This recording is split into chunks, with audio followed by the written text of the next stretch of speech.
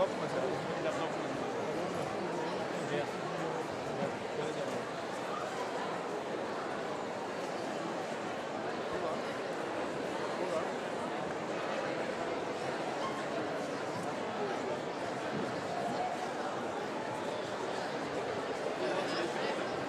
das wäre nicht schlecht. Ja, genau, Feuerwehr. Ja.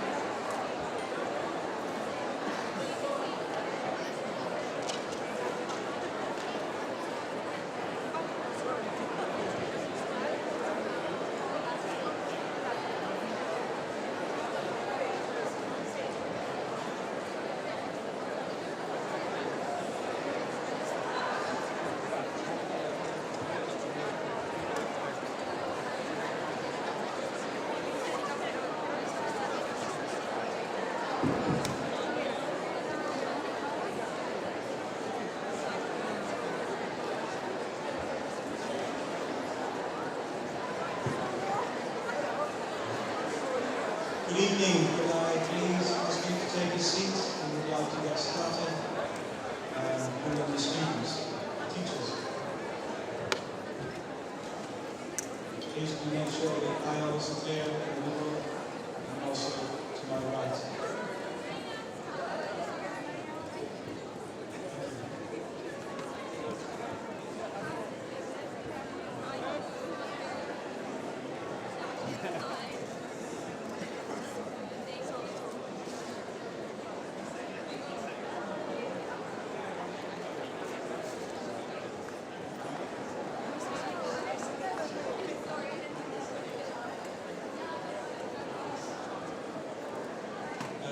Just another thing, if you have any free seats next to you, if you could put your hand up, that might help some of you coming in and find a place. If you've got any free seats next to you, just stick your hand up, maybe you can find a place.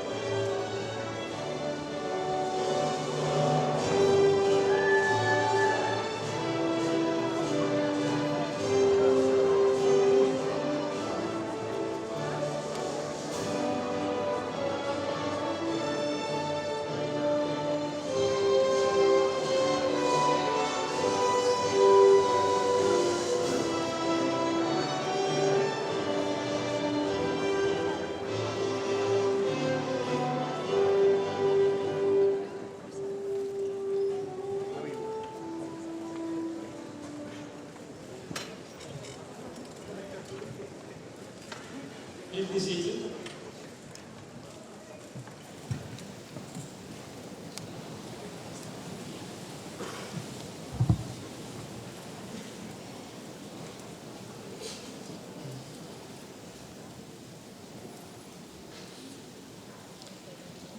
Before commencing with the proceedings, please take note of the safety and evacuation procedures. This is like being an air steward. In the unlikely event of us needing to evacuate the building, use the main doors closest to the track that's on your left, and congregate on the field in the middle of the track and wait there for further instructions. And I also remind you to turn off your mobile phones. ACS trustees, Corey Whitty, Claire Ferguson, and her daughter Annabelle, past board member Janet McGee, Tim Cagney, ACS CEO, the Worshipful, the Mayor of the Borough of Malbridge, Councillor Shweta Kapadia, and her consort, Mr. Ramesh Kapadia, Mr. Nation, our Deputy Head of School, Mr. Walker, our high school principal, high school staff, Hayward House staff, ladies and gentlemen, good evening and a very, very warm welcome to Graduation 2018.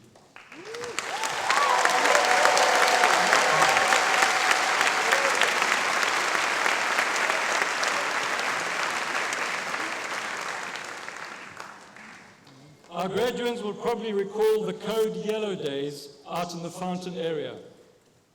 If you don't, let me remind you. I quote from one of Mr. Walker's family weekly notices that he sent out on the Sunday evening. Another fine week of weather forecast. We have been doing better, but we are code yellow. And I urge everyone to take individual responsibility for placing in the bins provided anything you bring out of the canteen that you do not eat or drink. Unquote. You will be delighted to know that today you have exceeded all codes. And in fact, many of you are unrecognizable to the way you look during a normal school day. Well done.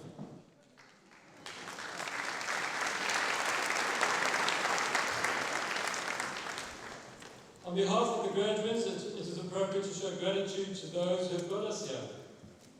Our teachers do this job because they enjoy teaching. And as Mr. Brian Sheehan always says, what a great day. Parents, an occasion like this is often tinged with sadness because there is a sense of a child leaving the nest. But please remember that you were once in this position and look where you are now. There will be others who will address us this evening, but please allow me a few minutes to share a few thoughts with you. Diversity. No, not the dance group. Diversity. The I in the word appears twice. Why? Well, I suppose the linguists would try and refer to the Latin or the Old French and look at all the origins of the language. But I want to keep it simple. The first I in diversity. Who am I? What do I stand for? What are my values? Some of the graduates might be thinking I'm about to embark on a theory of knowledge lesson. That's not going to be the case. But in my opinion, I don't believe that you can appreciate true diversity until you truly know yourself. The second I. Just over 40 years ago, I was an officer in the army, and my platoon was on a mission in a particular country. We received information that those who we were seeking were moving north. So from our position, I made a decision to take the 7 best soldiers, and the 8 of us went on a chase. An hour later, we walked into an ambush. My best friend Terry from university days was 5 meters to my left, and he was shot twice in the initial surge and died instantly. Another soldier, further 5 meters to Terry's left, was shot through the groin but survived. It was obvious we were heavily outnumbered, but thankfully, our aerial support arrived in time to disperse those who had set up the ambush. Once the support helicopters had arrived, we got ready to be picked up to be taken back to base. But occasionally life throws curveballs at you. Because from one of the helicopters stepped our battalion commander. And he walked up to me and just gave a simple order. Get moving after those who set the ambush. Well, no matter how unjust war is, and no matter how you might be feeling at that moment, there's something about the stare of a battalion commander which gives you no choice. So we set off. And what I discovered is that it is at that time when something deeply innate takes over. Your inner strength. So graduates, my message to you is very simple. Know who you are. Know that you have strengths and weaknesses. But for goodness sake, please don't listen to those people who constantly tell you to focus on your weaknesses, because if you do, you're going to be less than average. Focus on your strengths. They have made you what you are. Aim to be the best that you can be. And finally, when you find that things are tough and you cannot really find a way forward, draw on the second eye, your inner strength, because it will be there when you need it. Thank you and welcome.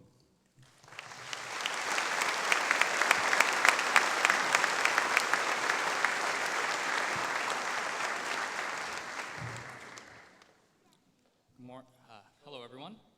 It is my pleasure today to be able to introduce our guest speaker, Miss Rachel Yankee. Miss Yankee is an English footballer who has played for both Arsenal ladies and the England national team, so either a left winger or a forward in a number 11 shirt. Of Ghanaian descent, she left Arsenal after 13 years in December of 2016, ranked among the Arsenal's ladies' legends.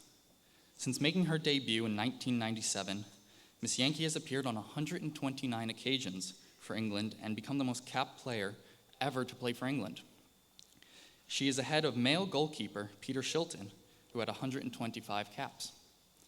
She was the second English female player ever to make a century of international appearances, and was also part of the Great Britain squad for the 2012 London Olympics. After being awarded an MBE in 2005, the England International received an OBE for services to the women's game in 2013. Away from her playing career, Miss Yankee has worked tirelessly to promote the game at a youth level, running her own football program and a community club mentoring young players. We are delighted that she can be here with us today to celebrate the graduation of the class of 2018. Thank you.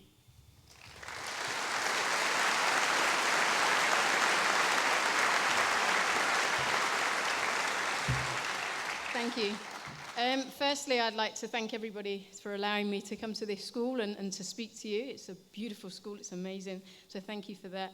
And of course, to the students who are going to graduate, I wish you the best of luck for your future, and I really hope that you embrace everything that you're about to go and do. A little bit about myself. I started playing football when I was 8 years old.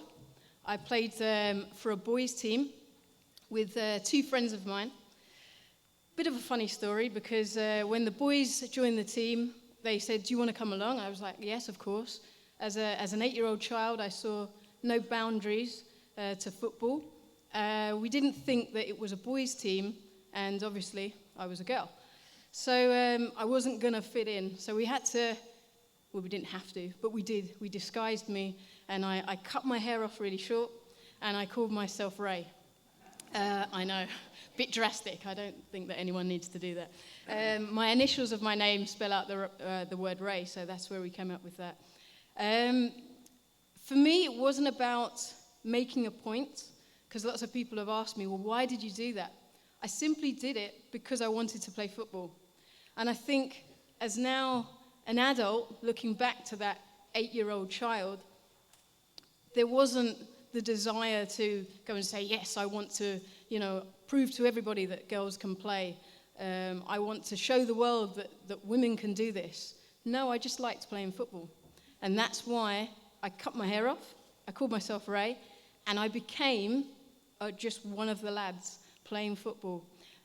And the beauty of it was, and you talk about diversity and people's prejudice, that as a boy playing football, everyone said, oh my God, he's amazing, he's going to be a pro. But when I really got found out that I was a girl, everybody said she shouldn't play football. And I kind of find that a little bit weird, that I felt that I fitted in the boys' football team. And when I was found out and told that I had to leave the pitch and wasn't allowed to play because I was a girl, I then joined a girls' football team, but I now looked like a boy. And people said, that's not fair. Why have you got a boy playing for the girls' team? So now I was in a predicament that I was playing in the right team, but people didn't. They still had the same prejudice about me. But I look back to that young 8-year-old that just had that love and that passion to do whatever it is that you guys want to do. And I think let that passion drive you forward, and you never know where you may become. Because I definitely didn't ever think that I would be a footballer. When I was at primary school or even secondary school, people ask you, what is it that you want to be? I didn't have any role models, any females that I saw out there playing football that I said, I want to aspire to be that person. I probably would have said, because I liked animals, I wanted to be a vet.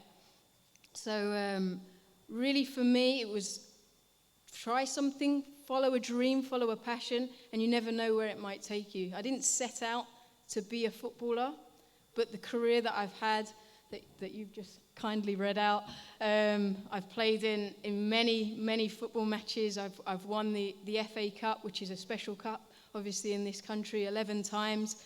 I've played, obviously, internationally for England 129 times.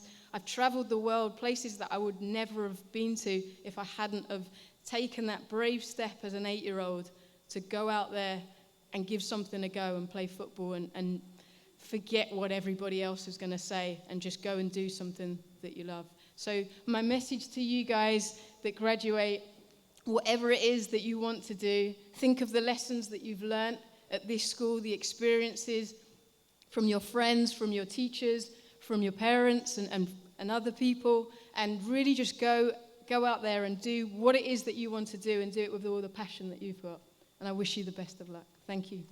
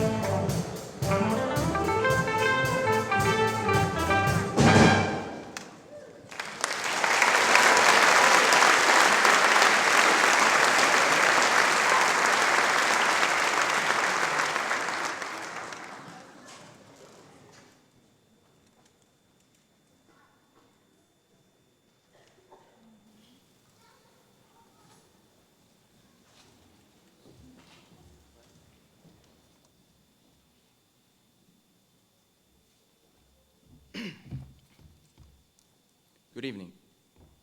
It's a bit hot. Before I begin, in case of an emergency, or if you feel very uncomfortable during my speech, the exit doors are to your side and to your left. I would like to take this chance and thank my family who helped me get to where I'm standing now, especially my grandma, who flew halfway across the world for this event. My grandma is a very special person. Her methods of teaching were quite unique when I was young. They were very demanding, inspiring, and sometimes quite physical. Or may or may not involve the belt. But nevertheless, she was one of the women that made me the man I am today, and I'm thankful for that. I would also like to thank all the staff, such as the amazing IT department, caterers, alumni, college advisors, and educators for helping me and my comrades learning in the best and most greatest way possible. However, the biggest thank you goes to Mr. Walker, Mr. Eisler, Mr. McCulloch personally, and all our great teachers who have made us the scholars that we are today. We are also truly thankful. When I think about the last 4 years, I picture us being in a long battle with many highs and many lows. Just like any other war, it was a struggle, but we fought and challenged ourselves daily. I would like to use this metaphor to share our thoughts and experiences from the last 4 years. Now picture this. It is year 2018. Our 4-year-long battle has just finished. I, as your leader, can promise you that we have not won just yet. Undoubtedly, it was the hardest challenge of our lives to this date. We put blood, sweat, and tears on the line, but what for? Did we win? Did we lose? When do we feel satisfied with what we have achieved? To understand this, we must first understand the fundamentals of this war. We must reflect on the strength, mistakes, and wrongdoings of our last battle. At a certain point, we all made mistakes. But you know, I tell you, mistakes are just mistakes. There's nothing that you can do about it but just learn. The first year of the battle was when I came to this great nation called the ACS. The first thing that I experienced was a very warm welcome. Citizens from all over the world, as diverse as it gets, Asians, Europeans, Africans, Americans, Latinos, all uniting and becoming friends. The war has just begun. And people experimented and tried to find who they really are. It was a massive change for everyone. We had just graduated training and now become real soldiers with real dangers of death. We were forced out of a comfort zone and we felt threatened by the future. However, it was also in this year that we experienced freedom, choice, and slight feeling responsibility. Starting fresh, for some it was difficult, for others it might have been easier. But in the end, we were all in the same boat, feeling inferior to everyone else in high school. In the second year of the war, the enemy was really starting to approach the borders of our nation. Everyone knew that the danger was coming, but my brave men and women stood strong. And even though the greatest battle of our lives was just around the corner, it was the year where people enjoyed their life of the war to the fullest. Individuals have finally started to acknowledge their strengths and hobbies. The friends that just talked to each other at lunch have now become good friends. Friendships have solidified, and so did our confidence. We were at a stage where we still had freedom, but we're given the responsibility in choosing the tools for the upcoming battle. And so we did with courage and certainty. After the second year, the battle has truly flourished and intensified in the third year. The enemy was in the lands of our nation, and the further we went into territory, the harder it was to defend. With every step closer, they became smarter and smarter, throwing all types of challenges and obstacles in our way. They created high-powered tanks called the IOC and TOK. I'm not gonna lie, I almost died to the IOC. At this point, the people have surrendered the joy and happiness for hard work, dedication, and passion. Everyone has already chosen the tools for the battle, and now it's only a waiting game between procrastination and hard work. However, we were drawn into false hope of understanding the spectrum of this battle. It seemed easy at first, but boy, we were wrong. The path that we have chose for ourselves was not an easy one. And now, it has finally come, the fourth and final year. A year full of regret, disappointment, joy, worry, and relief. It is in this year that good friends have truly become comrades for life. We are all under the same roof with a huge obstacle ahead of us. The enemy created fast and furious missiles called the IAs, which injured many of our soldiers, but we were creeping closer and closer to the capital of Cobham. But my people had other plans. They almost gave up. But I believe in one thing only, the power of human will. And all was left was the final push to glory. So we shook the hands of our fathers, gave a kiss to our mothers, and went into our last battle. And again you ask, why did we fight? What was the point of this war? In reality, this war meant a lot of things to different people. For some, it was a fight for liberty and freedom. For others, it was a fight for self-pride and satisfaction. For the majority of comrades, it was a simple means in which to repay our forefathers and all companies for the years of generous donations. Whatever the reason was, all of you did yourselves proud. But now we're in much bigger trouble. What seemed like the biggest battle we faced to this day is only a mere reflection of what is to come. Another danger is almost upon us. I understand that we have just defeated a great force in a beautiful way. But now there's an even bigger one, a stronger force upcoming. A force that is so great, I'm afraid many of you might not be able to survive. We must prepare for battle until our legs can't walk, until our hands can't move, until our brains can't think. It will be a fierce journey, believe me. We must dispatch our best units and find strength to weaknesses of our army. The people that will protect you, in other words, my army of 184 fighters, aiming for only success, is sitting right in front of you. All of them have different abilities and characteristics, but I have no doubt that they will not disappoint me. They will become the finest doctors that can save the lives of our soldiers with one swift of a finger. The best businessmen who will not manipulate the market with their mind and exploit the world's resources.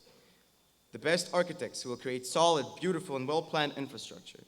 The best engineers who will build the greatest and most dangerous vehicles. And most importantly, the best teachers who will teach until every single child understands the fundamentals of hard work, dedication, and passion. Our children will become the smartest generation ever and solve world problems without violence or confrontation. Our world will be in a state of tranquility and calmness. As a wise man once said, education is a weapon whose effects depend on who holds it in his hands and whom it is aimed at. Well, graduates of 2018, we all made it. Well, almost all, but that's not important. I hope that you can all gain your strength and march with me for the final time to create a world full of life, adventure, and love. A world that can be shared by everyone equally.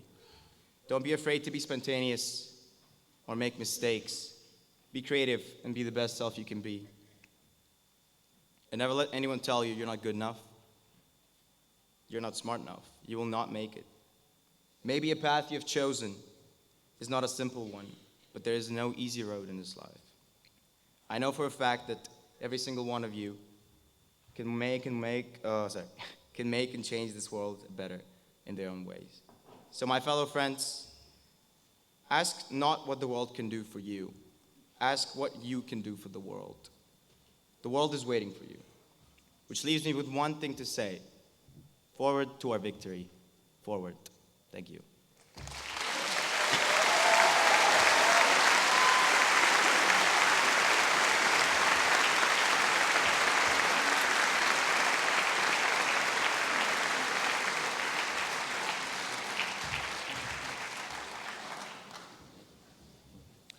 Thank you. Good afternoon. All of our graduates, and as you may have heard, this is the largest class in the history of ACS, with over 180. All of our graduates have followed a college preparatory program, and this is engraved on their diplomas. A number of our seniors will be graduating today with honors.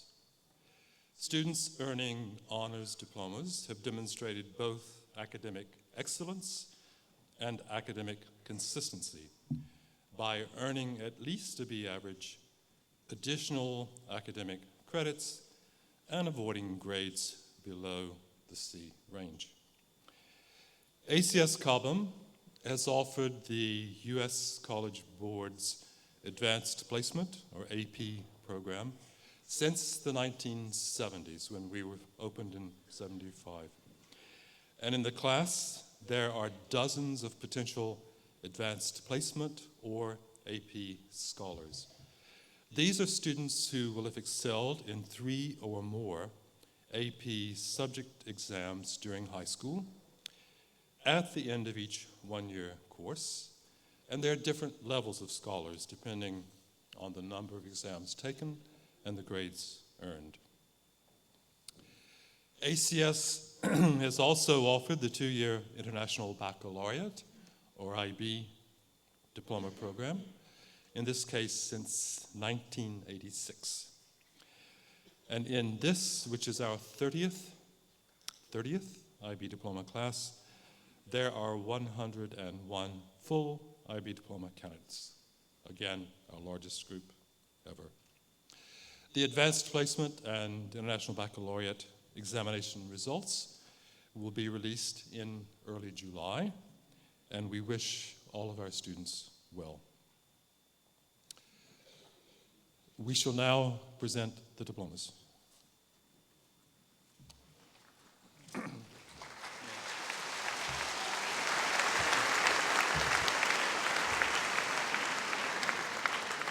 Sanzar Adilov.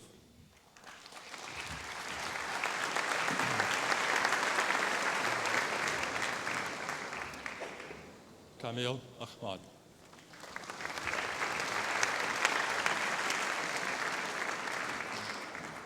Via Akarele.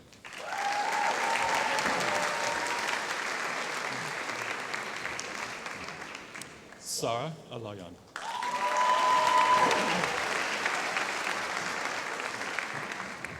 Matteo Alfano.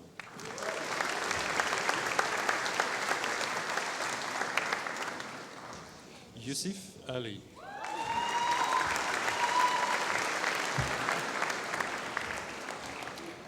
Noor Ankia.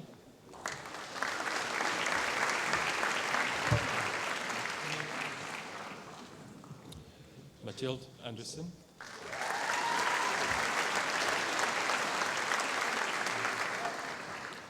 Tushar Aneja.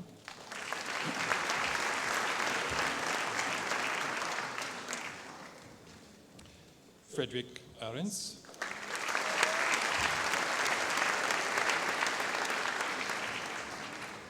Isabella Ashman.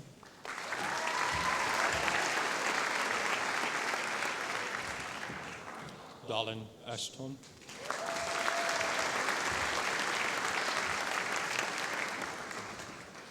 Jackson Orrick.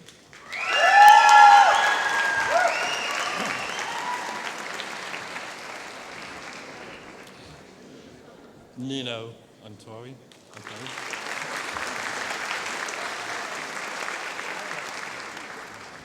Alexander Ayou.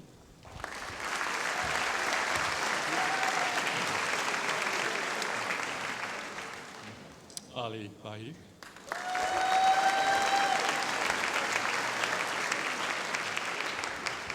Olivia Bargeron.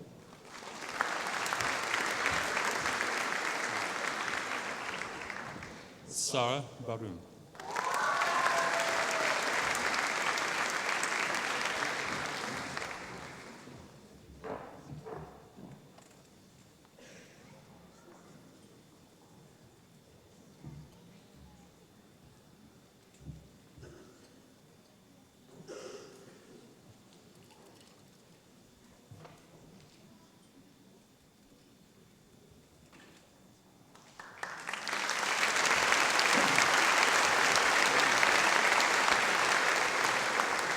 Alejandro Bari.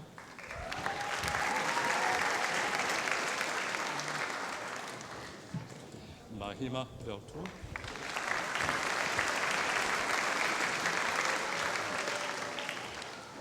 Leonardo Bernini.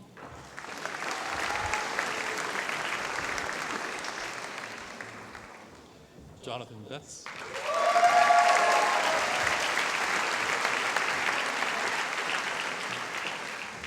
Imogen Blackburn.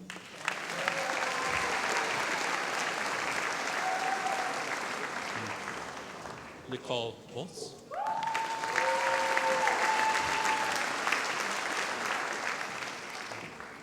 Youssef Butrasgali.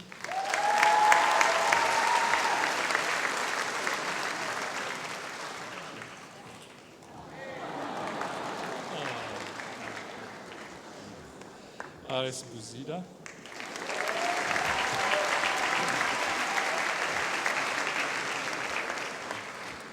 Sophia Bradshaw.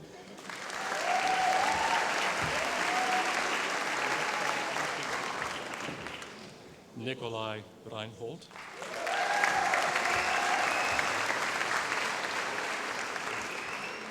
Thomas Berger.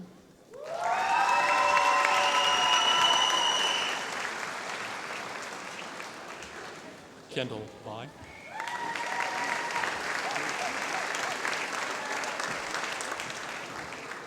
Benedetta Capelli.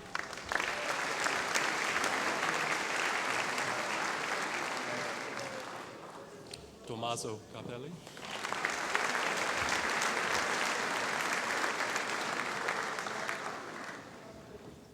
Camilla Capia Breach.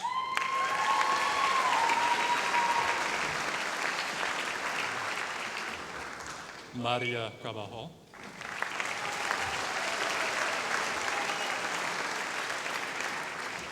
Blanca Carmonk.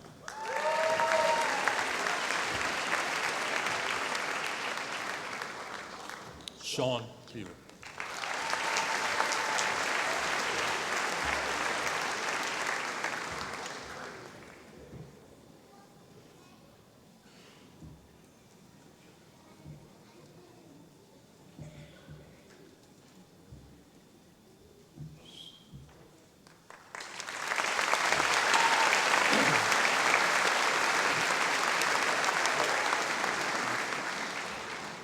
Sydney Conway.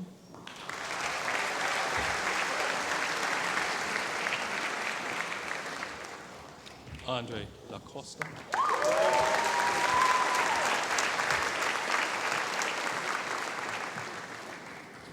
Justin Kron.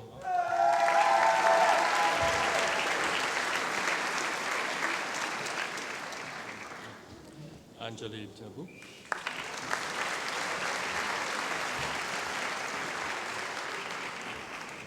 Nathan Delorme Crabb.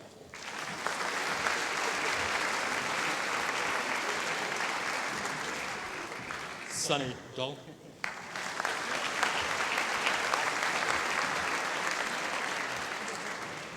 Letizia Di Pietro.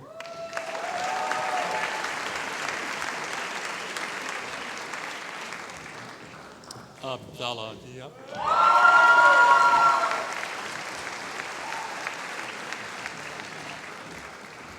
Natalie Dykes.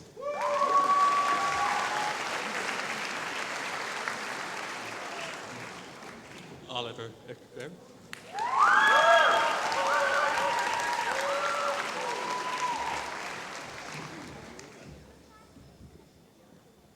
Elsa Elizalde.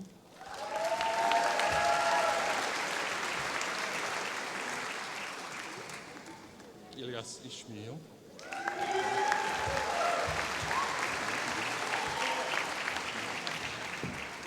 Laurent Faulkner-Schilling.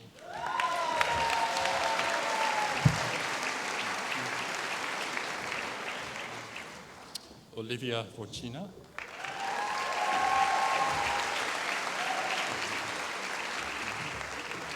Aileen Forsgren.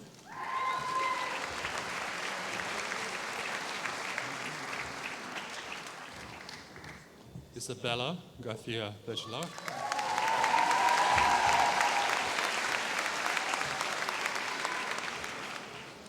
Sydney Gardner.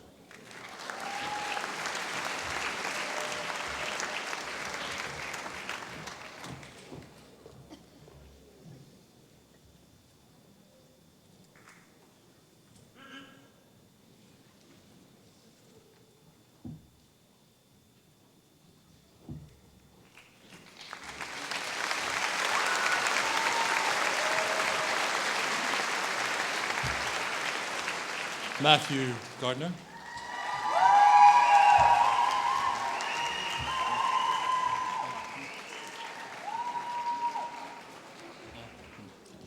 Ruth Glauber.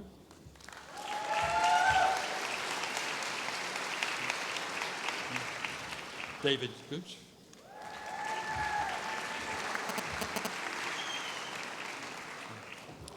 Sophia Compostia Almeida.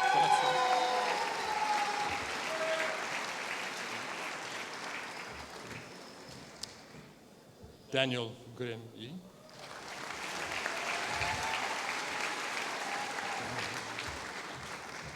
Jack Roy.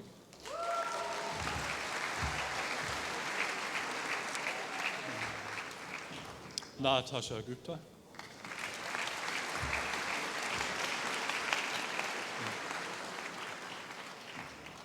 Emma Hoffner.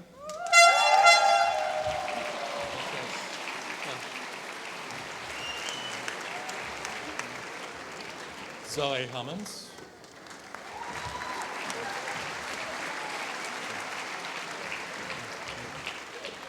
Caroline Hansen.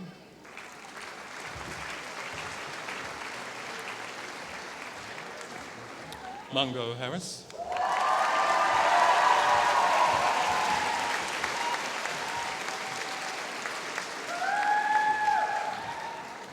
Stephanie Hartman.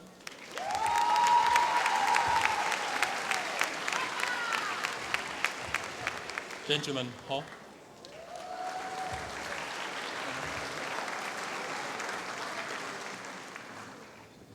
Courtney Head.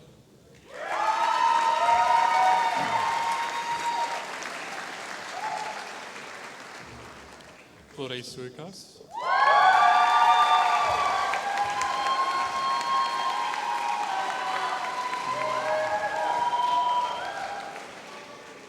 India Hopcroft.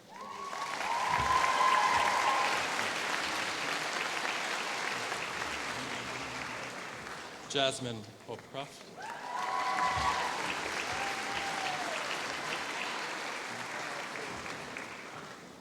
Madeline Hopcroft.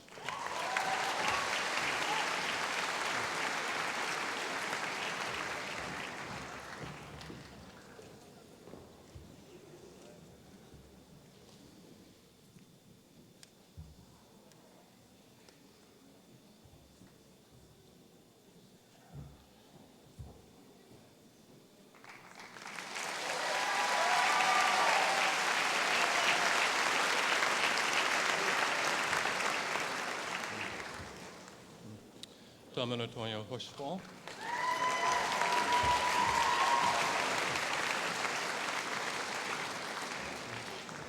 Malachi Huddleston.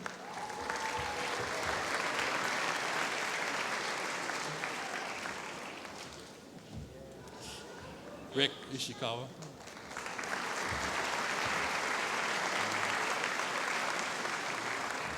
Haruka Ito.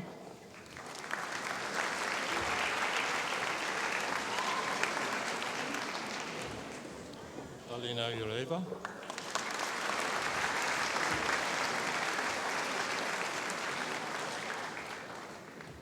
Jennifer Jarvis.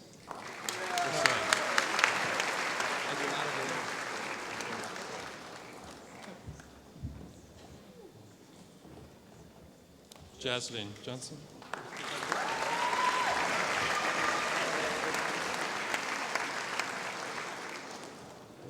Anna Jones Righteous.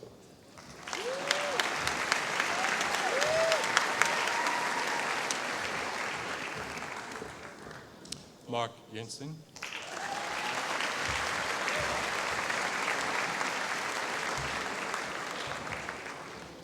Harry Jovan.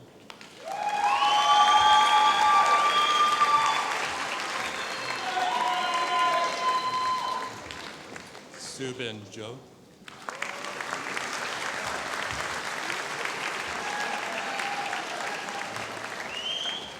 Karim Kamal.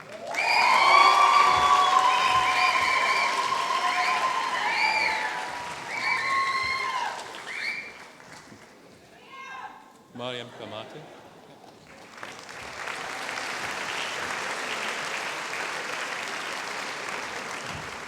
Eche Kili Karslan.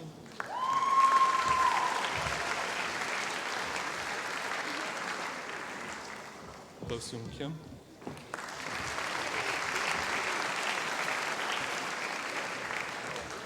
Tristan Kipfurler.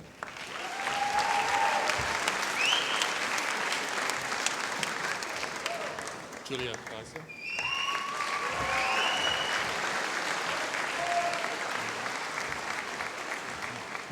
Joel Kuznin.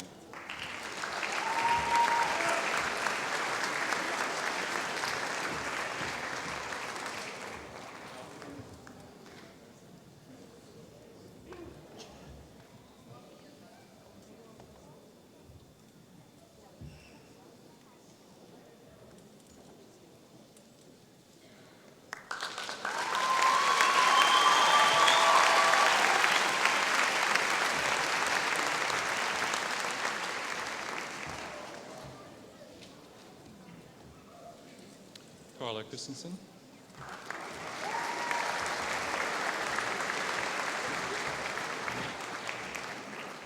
Alvin Lacoste.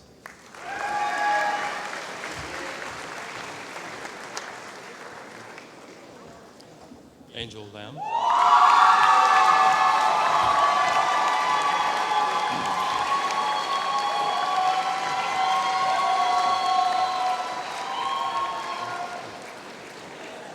Joshua Lavaji.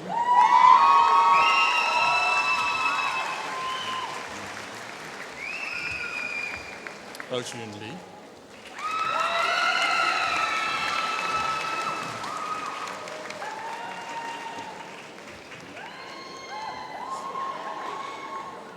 Anna Libera.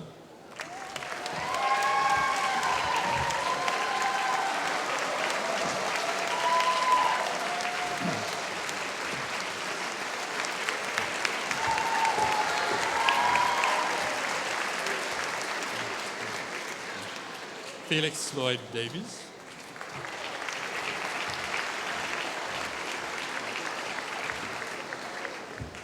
Camilla Learning.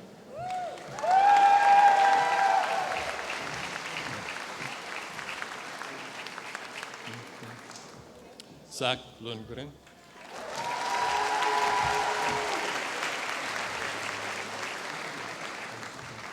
Georgina McDonald.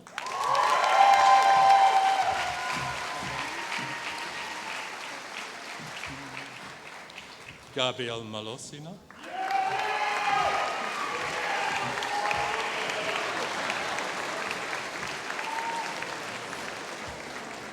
Philip Malawi.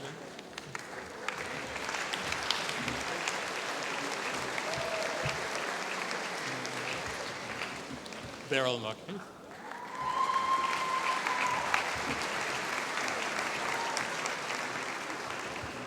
Samuel Marsden.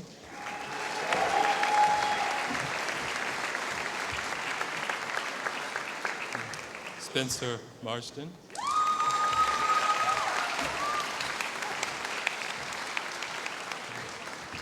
Anna McLeod.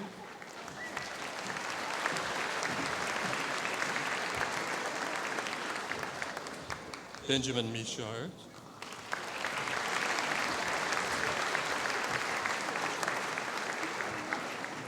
Jules Meus.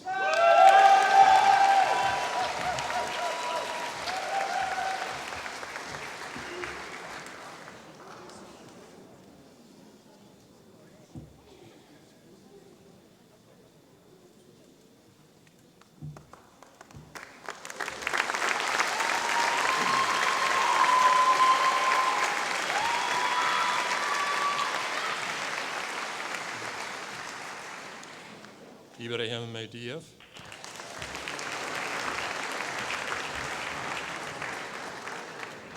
Aurélie Moyens.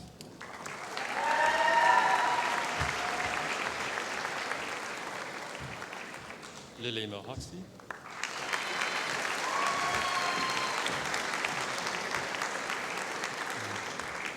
Benjamin Malozhnik.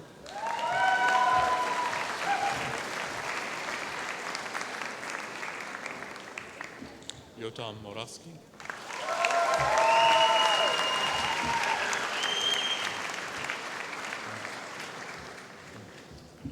Ainhoa Munier.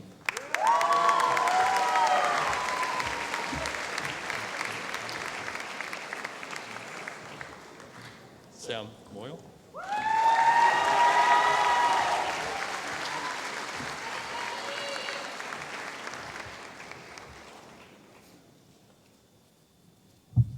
Yasmin Nulu.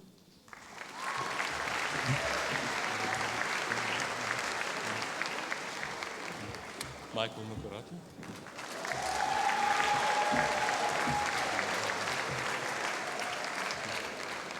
Sam Nixon.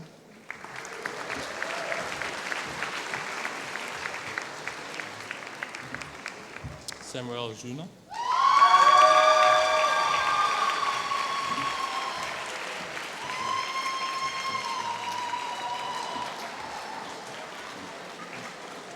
Rustam Yusufov.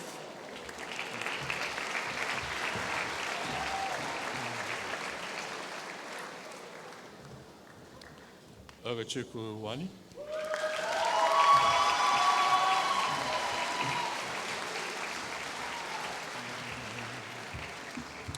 Victoria Advischel.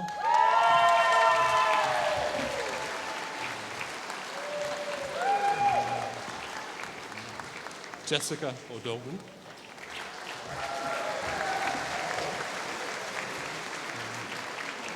Karim Ojek.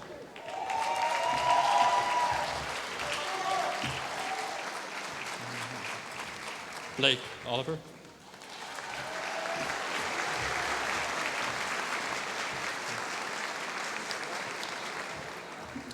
Ifiolu Owoye.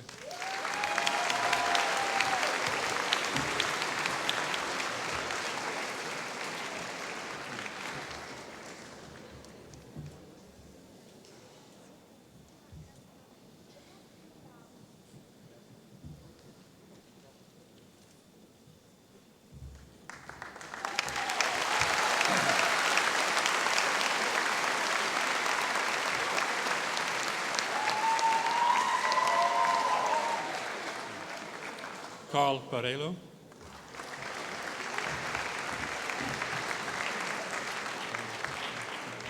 Andrew Park.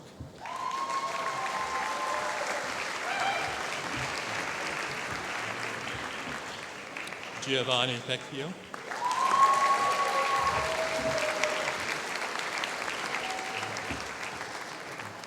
Joaquim Pelas.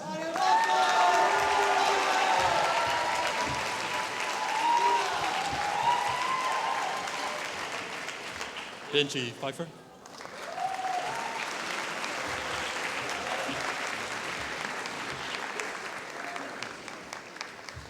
Alexander Philipson.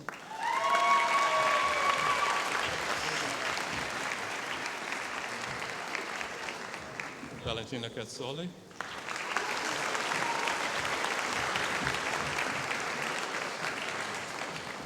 Cora Quinlan.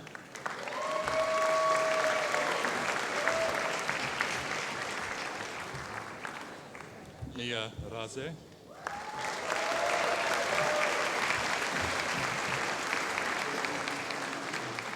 Teo Lamayo.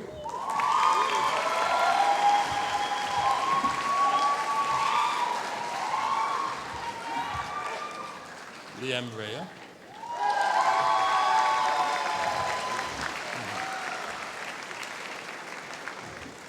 Sam Rajali.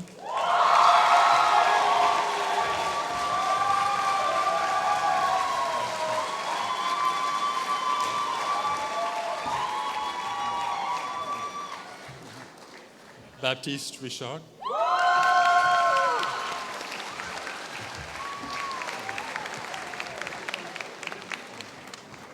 Nathan Rochelle.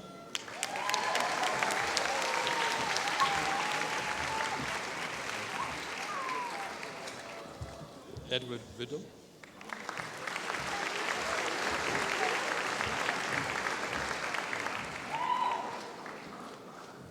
Margaret Ross.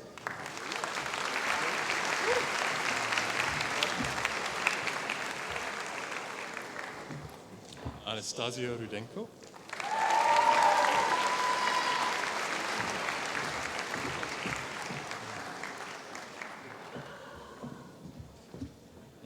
Kira Ryan.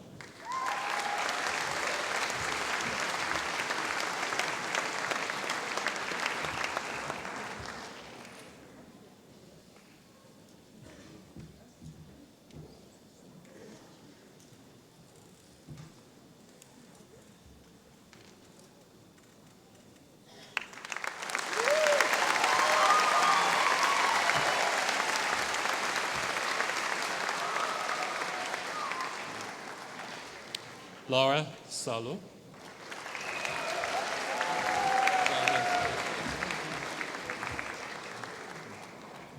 Anna Seabury.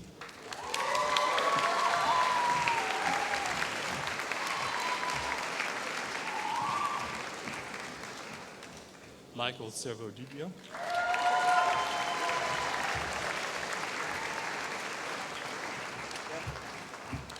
Cole Sheridan.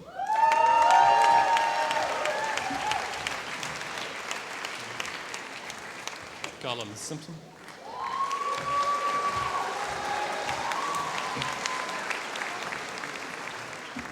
Ryan Cindy.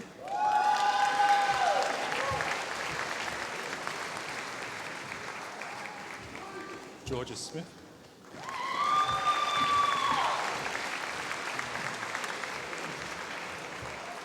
Julio Stongaroni.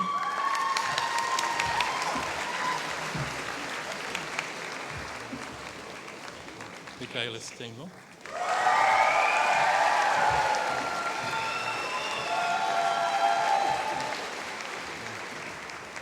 Joe Story.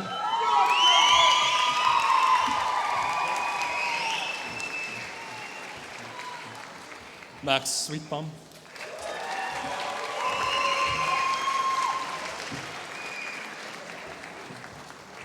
Jess Tagliani.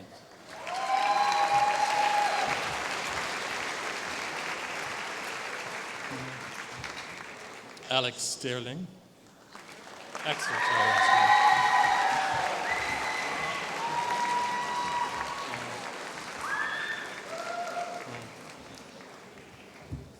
Francisco Terpolili.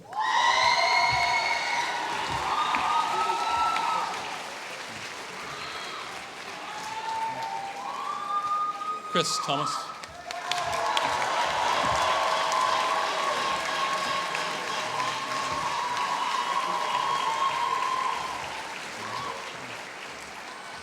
Virginia Tiegi.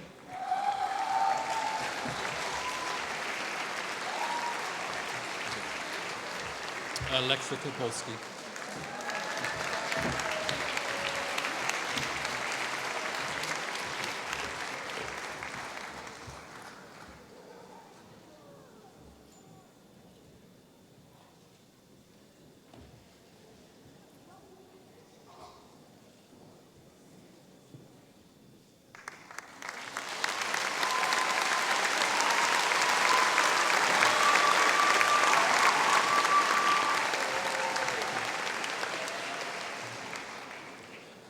Camilla Tripoli.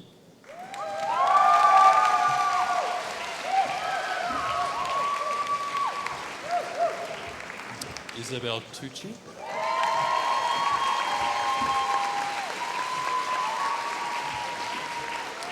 Nicolo Tucci.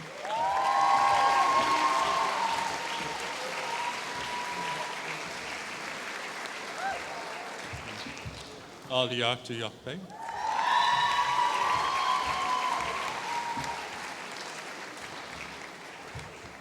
Tanmay Ubakade.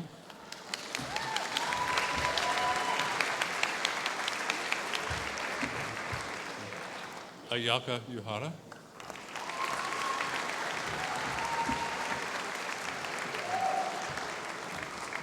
Lauren Van Merven.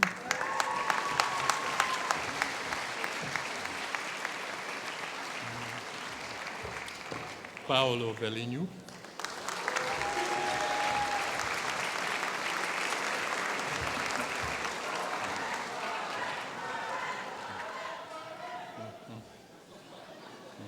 Konrad von Mopta.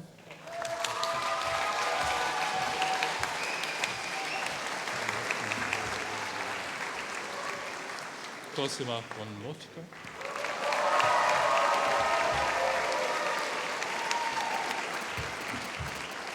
Paulina Vorakova.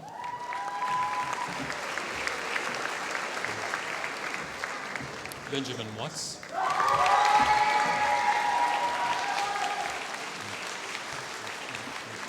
Emily Westlake Peterson.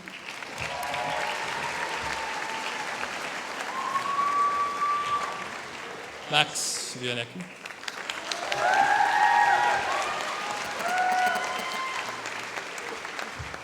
Alan Yamen.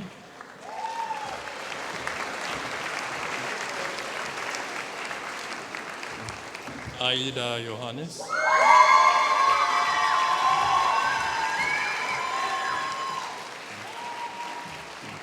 Tyler Yuk.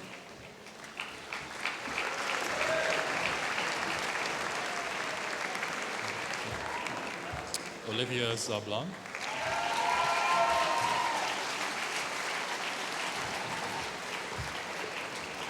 Kyle Zinkolo.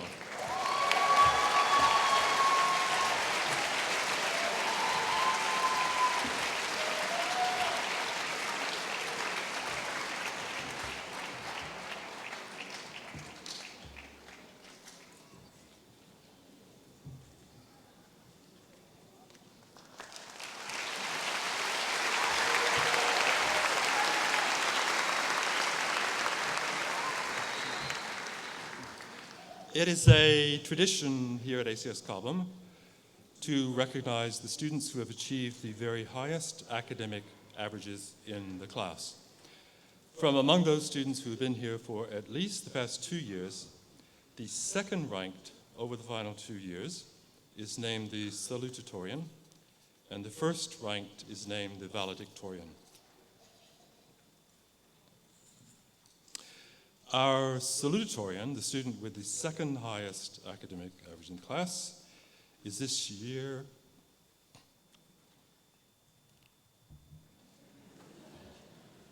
Mark Jensen.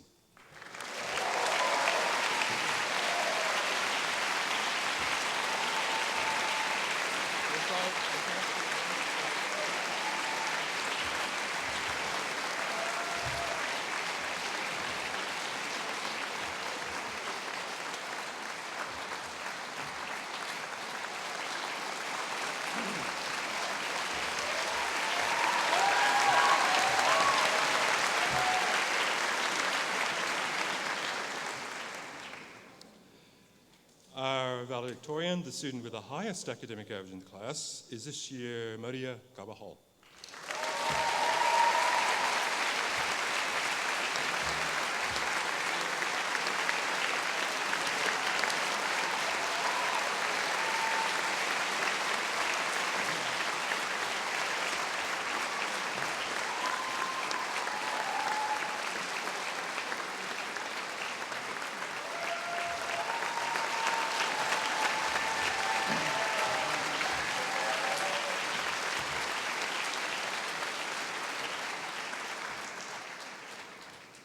Finally, it is my pleasure to announce the name of the student chosen for the Founders Award.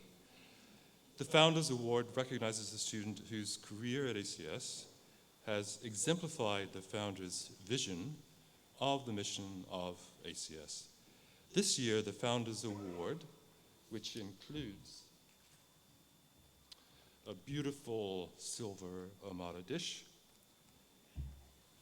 and some useful money for textbooks. This year, the Founders Award goes to Angel Lamb.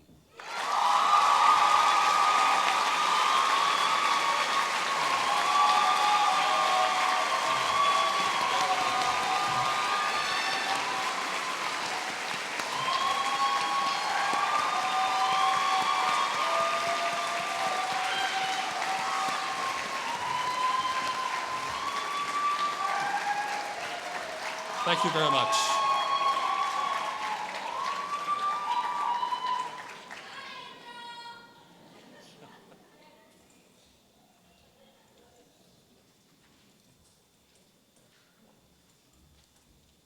Hi, everybody. I'm sure you're all really tired by now, so I'll try and make it short. So my name is Ruthie Glover, if you didn't know me. I'm very grateful for the opportunity today to speak to you and celebrate the class of 2018. The students next to me are truly exceptional in many ways. They represent not only a wide array of interests and passions, but a multitude of nationalities and really interesting upbringings. As a graduating senior, I'm sure I'm not alone in wondering how we finally got here. Anyone who has ever intentionally or unintentionally napped in the senior lounge out of sheer exhaustion can probably attest to that. I'm sure if you asked any of the seniors behind me what senior year was like for them, phrases like a blur, caffeine-induced, a roller coaster of emotions, or just really hard may come to mind. But now that we've emerged from, as Sansar said, the fog of war that were exams, it's not hard to identify the three main reasons for our successes as graduates, especially when considering the type of support that we've received so far and our own identities as international citizens. The first source of support to which we owe our achievement is ACS itself. Our graduation today is just as much a reflection of the hard work of incredibly devoted teachers as the blood, sweat, and tears that we've put into our academic careers. In particular, the dedication of educators like Ms. Knight, our head of year, who on top of sticking with us through our freshman year, actually walked 2 hours, I think, through some characteristically British weather, and by British I mean really bad, on a snow day, just to teach her seniors, and we love you. And we also owe a great amount to the college counseling team who guided us through the harrowing process of planning our futures after ACS. We have them and countless other hardworking and invested teachers to thank for the diplomas we receive today. Secondly, although probably first in our hearts, are our families. Without our parents, not only would we not physically exist to be here today, we would have never been in the position to attend ACS, let alone reap the benefits of an international education. And if I could selfishly take a little moment of your time to just be super cheesy and thank my own parents, who sacrificed for me to be here today, will never be forgotten and always be appreciated. That being said, can we get a round of applause for all the parents and the teachers in the audience right now?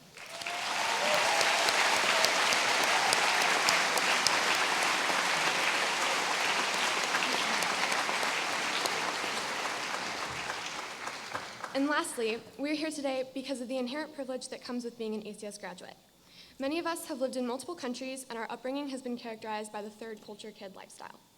Not only are we socioeconomically privileged, but we've had exposure to a world that some can only dream of. I come from a town in northwest Arkansas, and growing up I learned pretty quickly how different my life was from some of my friends, as I traveled back each summer to visit them from wherever I was living. When being introduced to new people at summer camps or at neighborhood block parties, kids my age often assumed that when I said I was living in Paris, I meant Paris, Arkansas, instead of Paris, France. And I thought that was kind of funny at the time, but it really helped me realize that my childhood, like many of my ACS peers, was far from normal. But the most significant part of that realization is that before I started to notice those incidents, I never thought of my own life as abnormal because it had been such a routine for me to pack up, say goodbye to friends, and move on to the next country. Still, no matter how revolutionary or interesting, routine is dangerous, especially in a socioeconomic bubble. It conditions you to forget about other situations, other ways of life, or even more dangerously, to make you believe that yours is maybe the most significant or important. And then just because we're international citizens doesn't make our upbringing the most special or significant. We have grown up, just like everyone else, in conditions we deem familiar or normal. But the true way to take advantage of that internationalism is to recognize that we can never stop diversifying our experiences, our interactions, or our relationships with others, because that is the privilege that we have been afforded. Squandering such opportunities would render the term internationalism irrelevant and destroy the potential our experiences have provided us with. Being aware of your privilege means acknowledging how it affects the choices that you make and the perspectives that you maintain. Sitting next to a student of a different nationality in class, in the cafeteria, or as friends has surely expanded those perspectives, but just because that perspective is multifaceted doesn't mean it can't still be developed. Although it may seem obvious, the best way to expand such worldviews is to seek out experiences where you're fundamentally different to everyone around you. The only way to solve problems is to place yourself in a situation at odds with what you know, and what you believe, and what you're comfortable with. It may seem cliche or over-repeated, but growth does start at the end of your comfort zone. An international and very privileged upbringing may have given us a head start on that growth, but it would be absurd to contend that we're miles ahead. During our time at ACS, we've been privileged to grow in an environment that sustains our curiosity and has supported us through our extracurricular and academic endeavors. In this sense, our comfort zone has been just that, very comfortable. For every accomplished young adult graduating today, there are countless more unable to. Young adults affected by war, extreme poverty, hunger, political instability, and other comfort zone altering experiences are having right now to grow to survive. And yikes, that may seem a little bit heavy to list off right now because it's graduation, but graduation does mark a transition into the real world, and we should constantly be reminding ourselves that our reality is just one of 7.6 billion, but that we can make it count. Celebration on this day, therefore, is more than just the last hurrah and a hat toss. I encourage the class of 2018 to celebrate the support that others have given you, to celebrate the sacrifice that others have made for you, but most importantly, to celebrate the support and sacrifice that you can give and make for others. Thank you.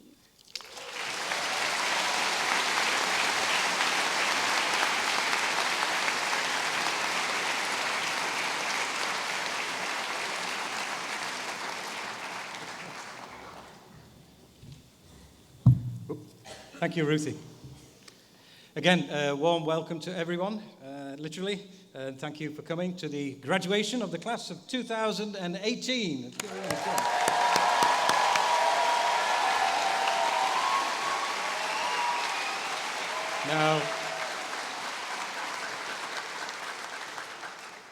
Now, I know this day is about the graduates, but I would like to take advantage of the fact we have all the seniors together one last time to quickly recognize Mr. Eisler.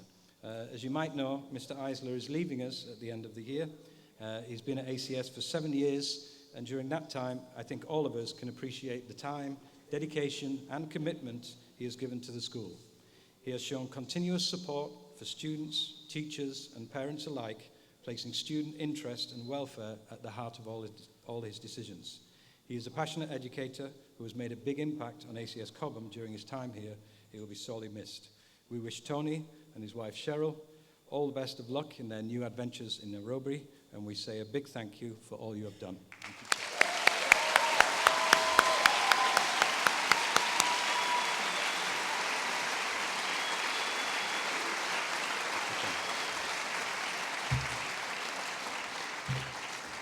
That's me keeping right. Now, we often hear of things going viral on the internet, and however you say that, it never sounds good, and more often than not, it isn't. It's usually something silly or shocking that's grabbing people's attention. But occasionally, there are things that go viral which can be seen as worthwhile and worth sharing, and in Dean James Ryan's speech at Harvard in 2016, when he talked about 5 essential questions that everyone should ask themselves, he touched on things which I think are worth sharing and are poignant for today. Dean Ryan had 5 essential questions by which to live your life. Well, 6 actually. But given I've only given myself 6 minutes for this speech, we have the pending hat toss and 180 students to march back out of here. I will limit myself to sharing only 3, and I hope the 3 questions will provide some good advice and hopefully provoke some thought for our graduates and maybe you too. The first question he asked, which has actually been turned into a book, is wait what? Or wait, what? Or what? Wait, what? I think it could also be phrased, you what? And although asked slightly differently, the purpose is the same. With your children, this will most likely happen when you ask them to do something. An example being the parent is talking, they're saying this and that and so, and you need to tidy up your bedroom. At which point we get the, wait, what? If the child is talking with the parents, the child is saying this and that, we went here and there, and the party is going to finish at 4 a.m., at which point we get that, you what? Students and teachers have similar interactions, and the essay will be due in on Friday. You what? Well, the internet crashed, the screen broke, I didn't back up the file, so I couldn't do my homework. Wait, what? Now, there's actually a lot of merit to the wait what question, because firstly, it means the person is actually listening, and secondly, that they're taking an interest. Because when we don't ask, it probably means we're not really listening, and maybe we don't even care. The wait what question is seen by Dean Ryan as being at the heart of understanding. And it's about not only wanting to know more, but also, I think, about the chance to begin a dialogue, to explore possibilities, to find a common understanding. 4 a.m. in the morning, you say. Let's talk about that. And so the conversation begins. As a society, we probably do not ask this question enough. We're too quick to judge and reach conclusions, to come to an answer without a full understanding because we did not bother to ask. Our graduates today have shown they have listened and understood and are ready to go into the wilder world as adults. And I urge them to continue to listen and to ask questions that develop their understanding before they reach conclusions. The second question posed by Dean Ryan is, how can I help? And you might want to add you to the end of that. How can I help you? And this, says Ryan, is at the root of successful relationships. We are fortunate to have a group of students before us who have regularly posed that question. Not only are there several who have founded charities and clubs in the school that have contributed to the welfare and well-being of others, they have also been there for each other. Graduates, when you think who your closest friends are, they are most likely to have been the person who asked you this question the most. If you think of your parents and teachers, they've frequently asked you that question. And when I say help, I'm talking about the selfless, self-sacrificing help, not the I need this for my CAS hours type help. In our house growing up, we had brownie points for doing good deeds around the house. My parents will know that when my room was cleaned and the house chores were carried out without me being asked, it usually meant they were going to need a "you what?" question. Or if the neighbors saw me working in the garden, they'd think, "Oh, what's he done this time?" So no, this is the genuine how can I support you kind of help. Unconditional, no strings attached, this is about you.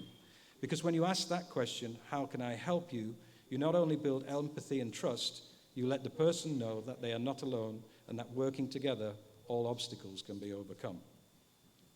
The third question of Dean Ryan's I'd like to share with you is, does it truly matter? Or does it truly matter to me? David Wallace told of the tale of two young fish swimming along, and they happened to meet an older fish swimming the other way, who nodded at them and said, "Morning, boys, how's the water?" And the two young fish swam on for a bit, and then eventually one of them looked over at the other and said, "What the hell is water?" Now there's a danger that we can get so caught up trying to get somewhere that we forget why we're even going there, because life is the water.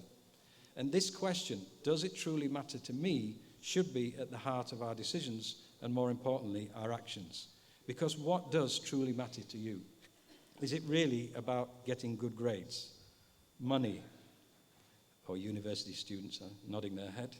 Is it power, success, or should it be family, friends, health, happiness, and peace of mind?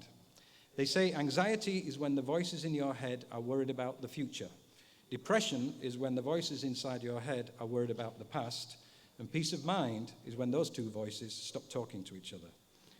Now, as graduates, you may feel anxious about the future, and also that it is your parents and teachers who have constantly posed and answered the question about what truly matters for you, that you have not had the chance to do so yourself, and it has been done for you rather than by you. In fact, you may want to tell your teachers and parents that knowing how to find the molar mass of ionic compounds or evaluate the economic impact that civil wars have on societies doesn't really matter. That going to bed at 4 a.m. or waking up at 2 p.m. doesn't really matter. And let them know that what does matter is my win-loss record in the senior lounge at FIFA 2018. And what really matters is taking enough selfies per day and maintaining all my streaks. As you leave us today, I can confirm it really is now your choice. But this question, does it truly matter to me, is, I think, the most important question you must ask yourself. Because if the answer is yes, then you must do something about it. And if the answer is no, and you still go ahead and do something, then I'm afraid, like the two young fish, you don't know you are in the water. So graduates, my advice is ask questions to check for understanding. Ask questions to build meaningful relations that are based on empathy and support. And most importantly, question what truly matters to you and enjoy the water. Thank you.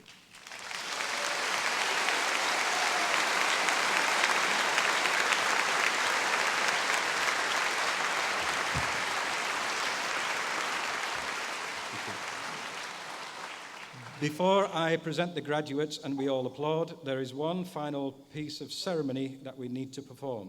Graduates, I would like to ask you now to pass your tassels from the right side to the left as a symbol of your passage from one phase of your education to the next. Ladies and gentlemen, honored guests, the class of 2018.